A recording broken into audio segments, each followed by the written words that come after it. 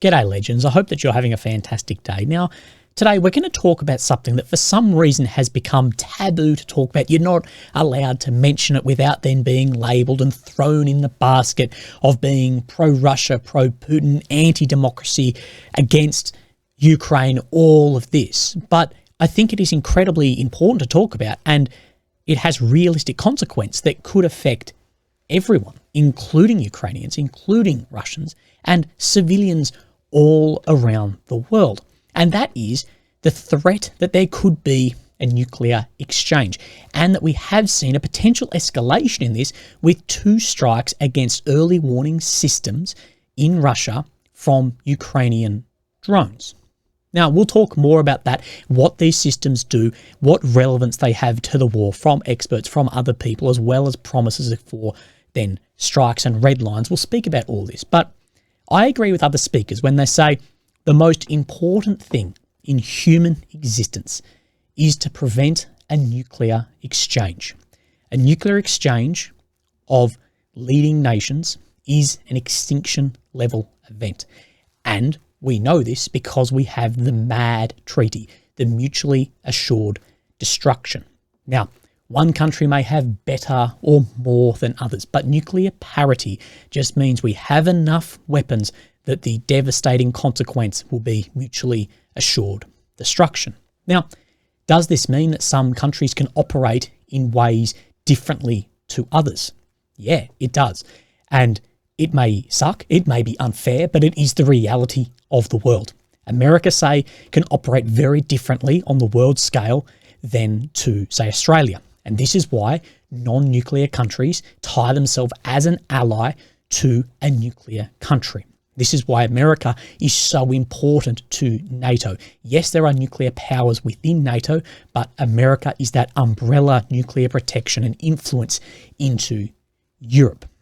Now, before we go over exactly what this is, there's a lot of being told, don't worry about this, it's not serious, the red line, just whatever. If you mention it, then you're under Putin's desk somewhere. But you're told that in the same breath, then, that Russia has imperialistic goals across Europe, that if we don't stop the war in Ukraine, that he will then sweep across into Europe, which we've spoken about doesn't actually stand up to any critical thinking or the realism of what we're seeing on the ground with the struggling of much more than 19% over more than 2 years of war. It doesn't stand up to critical thinking if you put yourself in the basket of the most pro-Ukraine or the most pro-Russian thinker that wanting to sweep across. But the real question that should be asked, and it's rightfully asked, is if we let Russia have a victory in Ukraine, and however that victory looks, what precedent does it actually set then for the rest of the world and for major powers of that you're able to come in, grab land for borders differently to then the majority of the world then see? And that is a dangerous precedent to set. But I do ask too, to what extent is the West, is NATO willing to support victory of Ukraine? How far are we willing to push a victory? Will we risk and or step into a nuclear exchange to guarantee a victory? And this is what I then call the impossible diplomacy of Ukraine, that you have a nuclear power threatening that, and then you've got support going into a nation that isn't under Article 5, that's not protected from that straight off the bat, and the diplomacy is impossible to go one way or the other and not improved by cutting any diplomatic ties. But let's look at what I'm speaking about. Let's look at what Putin says, what experts say about over-the-horizon radar and other people, and present then the sides of the argument. So what I'm speaking about is this radar system here. This is the Armoured radar station. This is some, I believe, 800 kilometers away from Ukraine. And we know that these have a coverage of about 90 degrees out. So the actual coverage of Ukraine of this is little to no, maybe some of Crimea, but probably the occupied area of Crimea. And then this strike that was 2 days ago against this one near Orsk. Now, this is some 1,800 kilometers away from Ukraine. But again, let's look in the direction of which this is traveling. And to the bottom of your screen, 90 degrees, this again will not have any coverage over Ukraine. And that has been further confirmed today by some experts here as well. Now, let's have a look at some of the damage. This was the one that we then saw on the Armoured And then this is some of the alleged damage on the Vrozin M near Orsk as well. Again, this one's not as clear, but said that there was attacks on both of those. Now let's actually have a look then at this. 3 questions about the attack on the Russian nuclear missile early warning system from this colonel. According to military expert Colonel Marcus Razner, this is the potential to trigger a new dangerous escalation. Why is alleged Ukrainian drone attack on the Russian MOV radar station in the southwest of Krasnodar region particularly remarkable? Now, he speaks about the radars have a range of 6,000 kilometers horizontally and 8,000 kilometers vertically. Their aim is to be able to detect incoming American nuclear missiles at an early stage in order to able to quickly initiate their own measures, including in extreme cases a Russian nuclear counterattack. It is also conceivable that early warning data could be passed to such allies as Iran, North Korea, or China. But these radars, they can travel a hell of a long way, and how far exactly will be classified, but it's part of their warning system for an attack, exactly like in Ukraine, in the Soviet Union, was the array in Chernobyl. But we know this has the range, we spoke about this yesterday, to look down into Iran, look down into Yemen, look potentially into China and other areas of where Russia also has some influence. So yeah, there is something there. And is this a legitimate military target? Yeah, as well it is. Now, we continue then on this.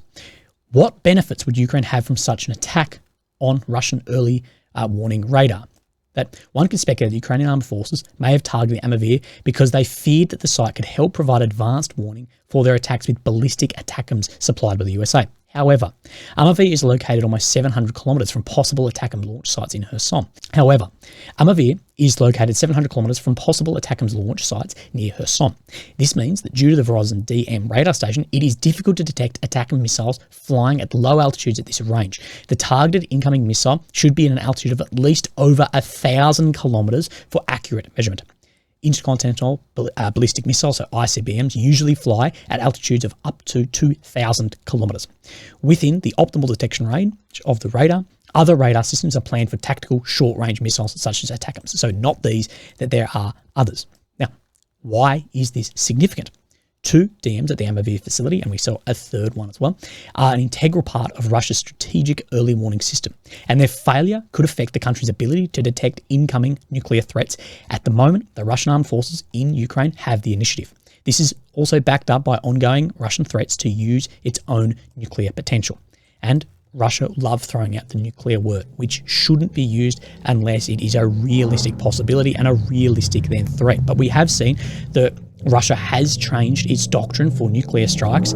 As well, they have spoken about the war of survival of the state and then the possibility of strikes there as well. We cross and they cross red lines then all the time. In the fall of 22, shortly before the surprise withdrawal of Russian troops from the bridgehead near Kherson, which was about to be surrounded, the US intelligence reported on a possible preparations for a Russian tactical nuclear strike. Such events explain, not least, the US considered, but not excessive approach, boiling the frog strategy towards Russia. So the American strategy towards, then gradually rising the temperature, so the ultimate danger was underappreciated until it was too late. So was it coming up that slowly that it was too late, and that was then the US strategy? It is therefore quite logical that the US, with the attack on the Vrozin DMs in Anavir carried out by Ukraine, wants to show Russia that it is no longer wants to accept the intolerable situation of Russian threats with nuclear weapons. And we have spoken about, is there any influence from the US in allowing and or helping carry out these strikes? The US is the one that talks the most about not wanting escalation, but then we see this. The US doesn't want Ukraine to use a Humvee inside of Russia due to escalation, but then we see strikes against nuclear warning facilities. If this is indeed the case, 2 further conclusions can be drawn. First, the situation in Ukraine is extremely serious. And second, the war over Ukraine has escalated again. It now remains to be seen how or if Russia will respond to this attack on its nuclear deterrence capability. The Russian early warning detection system is part of the country's nuclear deterrence strategy. The attack on Amavir could fulfill the conditions that Russia publicly set out in 2020 for adversary attacks that could trigger a nuclear retaliation. In addition, possible cooperation between Russia and its close allies in the space has been limited to the benefit of close US partners. Now, as well, we have seen recently from the Polish foreign minister that any nuclear strike would result in conventional weapon strike. The Americans have told the Russians that if you explode a nuke, even if it doesn't kill anyone, we will hit all your targets in Ukraine with conventional weapons. We'll destroy all of them. Now, this is what scares me the most in this war, is as things start going bad one way or the other, that we will see a false flag event. Now, I don't know what that looks like, but I think we at some point in the war, get closer and closer to that. And I've said, if we combine foreign minister and nuclear escalation deterrence, could we be setting the stage for some level of false flag event, or walking our way into something of which we don't then turn back from? Now, speaking about then what precedents are set, this was from someone critiquing the video. Willie, I don't agree with you saying that Ukraine attacked a strategic early warning radar system is counterproductive for their war effort. If you look at the bigger picture, from the strategic point of view, it absolutely makes sense to wreck Russia's ICBM early warning system as much as they can. Now, the counterproductive, I said, was I think that if Ukraine has struck these and the US does not want escalation, the US could be more inclined not to give Ukraine more support to strike within Russia if they're doing things like this. Ask yourself, what is likely the only scenario in which Ukraine regains all of its territory? What should obviously be of the highest priority for Ukrainian war effort? Escalation and involvement of NATO countries. It's a risky gamble while playing against a total loon like Putin, but they are betting on all or nothing. But if you're betting on this, then you have to be able to justify too that there may be other strikes and risking that strike. And I don't believe that Western countries are going to put on the table a threat of an extinction level event in their country for 20% of occupied Ukraine currently. You might not agree with that, since you clearly just want the war to stop. You don't care which side wins. You've shown that repeatedly. I'd say I disagree with that. Ukraine want to win at all costs, and I respect that. But at the end of the day, currently, Ukrainians' weapons, the training is all being facilitated from the West in. So there has to be some involvement in what happens down the line there too. And where does this lead if we end up in some scenario like we have spoken about? Now, Putin has been in Uzbekistan and he has spoken about this then as well. So these officials from NATO countries, especially the ones based in Europe, particularly in small European countries, should be fully aware of what is at stake. They should keep in mind that theirs are small and densely populated countries, which is a factor to reckon with before they start talking about striking deep into Russian territory. It's a serious matter without a doubt. We're watching this very carefully. So, more nuclear rhetoric there, which is not a new thing, but I don't think that we can, with nuclear weapons, just allow everything to be the boy who cried wolf. More broadly, this unending escalation can lead to serious consequences. If Europe were to face those serious consequences, what will the United States do, considering our strategic arms parity? It is hard to tell. And this is what John Mearsheimer then talks about.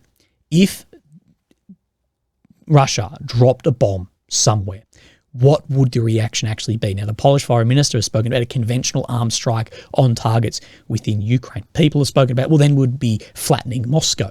But would the US actually do that, knowing that if they have that nuclear reaction there, that they're threatening or almost guaranteeing in some ways, there will be then one coming back to LA and New York. And those that are saying, oh, these are rickety old rockets that don't work, we have seen very, very recently successful testing of these too. You can't rely on that. Can systems like NORAD intercept ICBMs? Some of them we guarantee can't intercept all of them with the amount and how we know the ICBMs re-enter as well. Are they looking for a global conflict? I think they wanted to agree upon strategic arms, but we do not really see them being eager to do so. They're talking about it, but are not doing much to make it happen. We'll wait and see what happens next. And that is from Putin. Now, can we just let Putin do what he wants and walk over this? Absolutely not. I'm vehemently against that expansionism or what we may see, and then this will set a precedent for China and Taiwan and other major powers around the world. And could we be walking blindly into something like this across red lines and look back in the future and go, how didn't we see that then coming? So I think there is, as I put, the impossible diplomacy of going up against funding a war against a nuclear power from a non-nuclear power stance. And of course, there has to be exemption taken, and we can't just pay off any threat of that. And we also need to keep our eyes open to see if there is some level of event which may trigger this and what is then behind that. That at the end of the day, yes, Ukraine's priority should be the liberation of all of their territories, but the countries then supplying and supporting that war effort and wanting to carry through that victory, they also need to look into their countries and go, at what cost will we continue on the path of a victory? If there is then a nuclear strike, is that our red line to go, right, now we need to begin negotiating?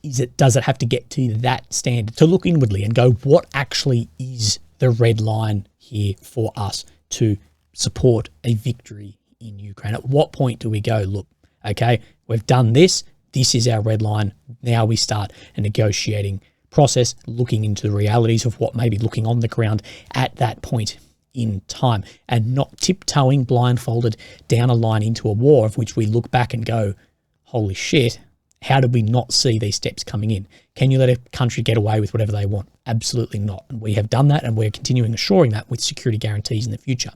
But at what point realistically are the limits of support, and are there key trigger points of when then we have some diplomatic action to then stop that then happening?